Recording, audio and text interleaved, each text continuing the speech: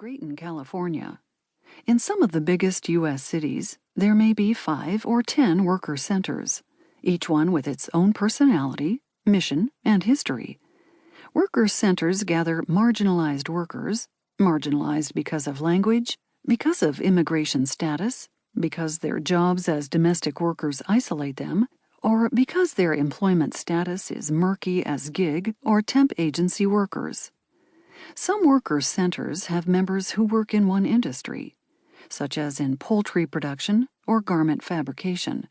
Some centers focus exclusively on employment problems. Others branch out to assist with immigration issues, finding that they are part and parcel of problems on the job. What worker centers have in common is a sense of community built through shared experiences on the job, shared experiences on life journeys, or perhaps shared experiences adjusting to a new land. What they also have in common is a sense of struggle for higher wages, or any wages, a safer place to work, and a better life. On the job, the untold story of worker centers and the new fight for wages, dignity, and health focuses on this little-known part of today's labor movement. It's about workers forced to organize for the most basic on-the-job fundamentals, the wages for which they've worked, short rest breaks from labor, and the simple ability to use the bathroom when nature calls. Worker centers are part of the centuries-long struggle by workers to gain, as the old labor song says, both bread and roses, sustenance and satisfaction.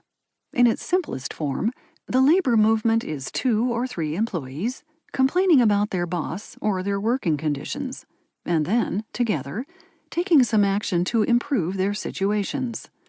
On the other end are mass strikes and protests, like the December 2019 pension protest that shut down subways in Paris. In between is what most people think of as labor, traditional unions with collective bargaining agreements, officers, budgets, and headquarters. Somewhere between the 2 or 3 people taking on their bosses and the traditional union is what is known as a worker center. Worker centers draw inspiration from pre-union community expressions of working people's organizations, such as mutual aid societies, or, in Chicago, settlement houses, explained Adam Cater, director of Arise Chicago Worker Center. And then, interestingly, labor unions are beginning to take inspiration from us. To illustrate, Cater refers to the Fight for $15 campaign to support fast food workers that was organized beginning in 2012 by the Service Employees International Union. Everything they were doing was from the playbook of worker centers. You might have 3 out of 20 workers in a McDonald's who would stage a walkout. These are job-placed actions, with community supporters, with a public component, with allies and politicians and media. Labor unions are now looking to worker center tactics for their renewal and their organizing strategies, Cater said. We understand the labor movement as encompassing organized, unionized workers and unorganized, non-union workers, he continued.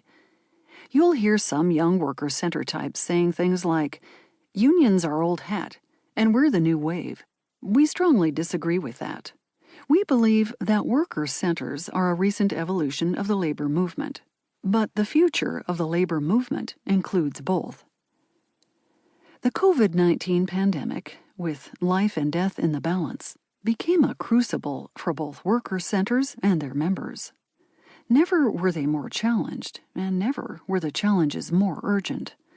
Some worker centers members are live-in nannies and housekeepers who were fired by their employers, losing homes and jobs in one day. Others are warehouse temp workers, deemed essential, but not essential enough to be provided with protective masks. Some are intimate caregivers in nursing homes or private houses, facing the very real possibility of bringing the virus back to their own families. Others labor in meat and poultry plants, standing just a few feet apart, in danger of contagion.